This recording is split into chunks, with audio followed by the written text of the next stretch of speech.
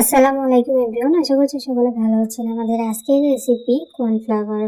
ঘরে কিভাবে কর্নফ্লাওয়ার তৈরি করতে হয় সেটাই আমি আপনাদের সাথে শেয়ার করব। আশা করছি আপনাদের সকলের কাছে ভালো লাগবে। আর এই কর্নফ্লাওয়ার বানানো কিন্তু একদম সোজা, একবার দেখলেই কিন্তু পারা যাবে, একদম কঠিন কোনো কিছু না, একদম সহজ একটা বিষয়। আশা করছি আপনাদের সকলের কাছে ভালো লাগবে। তো চলুন দেখে আসি আমি কিভাবে কর্নফ্লাওয়ার তৈরি করব। সম্পূর্ণ ভিডিওটি দেখবেন, তাহলে কিন্তু বুঝতে পারবেন যে ঘরে কিভাবে কর্নফ্লাওয়ার তৈরি করতে হয়। বাইরে থেকে বেশি দাম দিয়ে কর্নফ্লাওয়ার না খেয়ে ঘরেই তৈরি করতে পারবেন।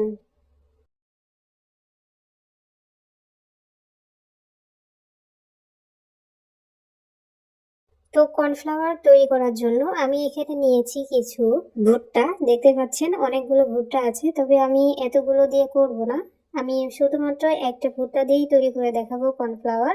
আপনারা চাইলে বেশি করেও কিন্তু করে নিতে পারেন। তো আমি প্রথমে ভুট্টার গায়ে থেকে এই যে ভুট্টার খোসাগুলো ছাড়িয়ে নিচ্ছি, দেখতে পাচ্ছেন। আর আমার ভুট্টা কিন্তু অনেকটাই জালি, বেশ জালি, এখনো পর্যন্ত সেই রকম ভাবে শক্ত হয়ে পারেনি।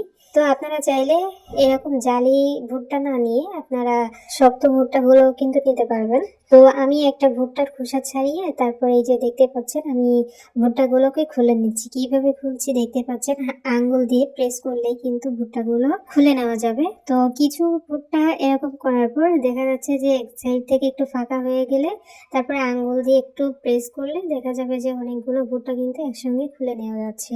তো আমি ভিডিওর মধ্যে কি করছি অবশ্যই কিন্তু আপনারা দেখবেন, অবশ্যই বুঝে তারপরে ভুট্টাগুলো কিভাবে ছাড়াতে হয় সেটা অবশ্যই বুঝে নেবেন, ঠিক আছে? তো দেখতে পাচ্ছেন আমি ধাপে ধাপে আমি অনেকগুলো ভুট্টা কিন্তু ছাড়িয়ে নিয়েছি।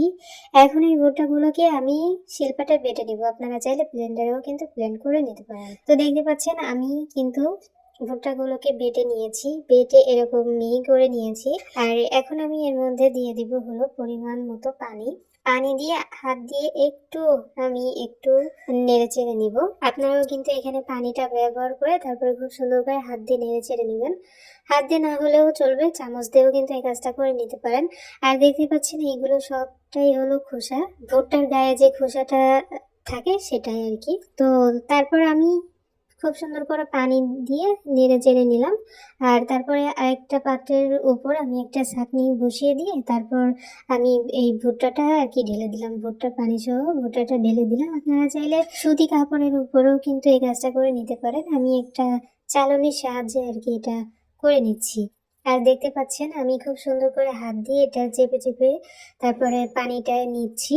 আর এগুলো সব যেগুলো দেখতে পাচ্ছেন এগুলো কিন্তু ভুট্টার গায়ে যে সাদা সাদা একটা স্কিন থাকে সেটা, এগুলো কিন্তু ফেলে দিতে হবে, এগুলো কিন্তু রাখা যাবে না। তো দেখতে পাচ্ছেন আমি খুব সুন্দর করে কিন্তু হাত দিয়ে একদম চিপে চিপে তারপরে আমি রসটাকে নিয়ে নিয়েছি। এখন দেখতে পাচ্ছেন পানিটা কিন্তু বের হয়ে এসেছে। এখন আমি এটাকে রেস্টে রেখে দিব ঢাকনা দিয়ে প্রায় 3 থেকে 4 ঘন্টা মতো। 3 থেকে 4 ঘন্টা পর আমি চলে এসেছি, দেখতে পাচ্ছেন উপরে কিন্তু পানি ভেসে উঠেছে আর নিচে হলো ভুট্টার যে গেরানি সেটা কিন্তু নিচে থেকে গেছে। তো উপরে যে পানিটা ভেসে উঠেছে সেই এক্সট্রা পানিটা এখান থেকে এরকম ছেঁকে ফেলে দিতে হবে। আর এই কাজটা একটু ধীরে সুস্থে করবেন যাতে হাতটা নড়ে না যায়। দেখতে পাচ্ছেন আমি কিভাবে করছি। তো পানিটা যখন ছেঁকা হয়ে যাবে তখন দেখবেন যে নিচে এরকম গেরানি অনেকটাই বের হয়ে এসেছে। তো এরই মধ্যে আবারও পানি দিতে হবে, পানি দিয়ে আমি আবারও ঢাকনা দিয়ে ঢেকে দিলাম।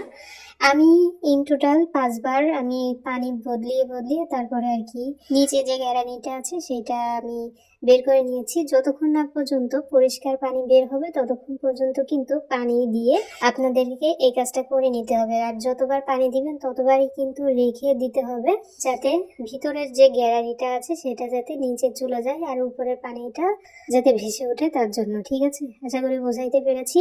তো লিস্ট ফাইনালে দেখতে পাচ্ছেন আমার পানিটা কিন্তু একদম ক্লিন এসেছে। তো আমি এই কাজটাকে একটু সাবধানে করে নিচ্ছি, আপনারাও অবশ্যই একটু সাবধানে করে নেবেন।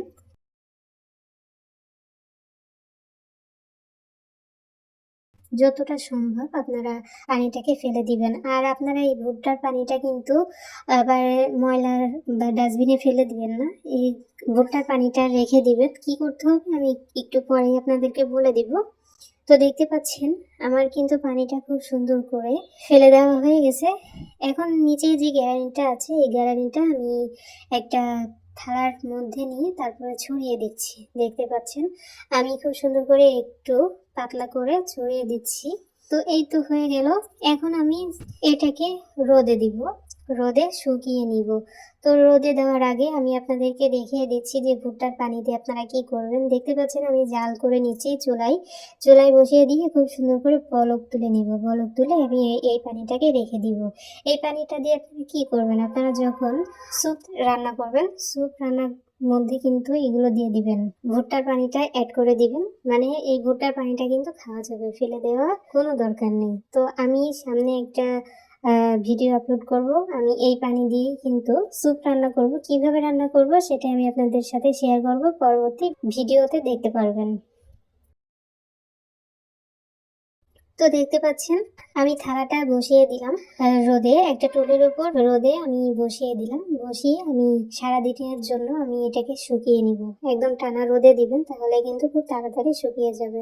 তো দেখতে পাচ্ছেন আমার কর্নফ্লাওয়ারের জন্য ভুট্টার যে গ্যারানিটা আমি রোদে দিয়েছিলাম সেটা শুকিয়ে গেছে, শুকিয়ে একদম ঝরঝরে মতো হয়ে গেছে, এরকম হয়েছে। এখন আমি এটাকে ব্লেন্ডারে ব্লেন্ড করে নিব, মানে গুঁড়ো করে নিব। গুঁড়ো করে নিলেই কিন্তু রেডি হয়ে যাবে আমাদের কর্নফ্লাওয়ার। তো দেখতে পাচ্ছেন আমি কিন্তু অফ ক্যামেরায় ব্লেন্ড করে নিয়েছি, ব্লেন্ড করে গুঁড়ো করে নিয়েছি। আর গুঁড়ো করার পরে একটু বেশি দেখা যাচ্ছে, আমি তো অল্প করে তৈরি করে দেখালাম আপনাদেরকে। আপনারা চাইলে আরো অনেক বেশি করে কিন্তু করতে পারেন। এত সুন্দর কর্নফ্লাওয়ার যদি আপনারা ঘরে তো তৈরি করতে পারেন তাহলে অনেক চড়া দাম দিয়ে বাইরে থেকে কর্নফ্লাওয়ার আর কিনে খেতে হবে না। আশা করি বোঝাইতে পেরেছি। সো ফাইনালি আমাদের আজকে রেসিপি এতটুকুই, বা ভিডিও এতটুকুই। কেমন লাগলো অবশ্যই লাইক কমেন্টস করে যাবেন। সবাই অনেক ভালো থাকেন, সুস্থ থাকেন। আমাদের পরবর্তী ভিডিও দেখার আমন্ত্রণ জানিয়ে আজ এখানে বিদায় নিচ্ছি। আল্লাহ হাফেজ।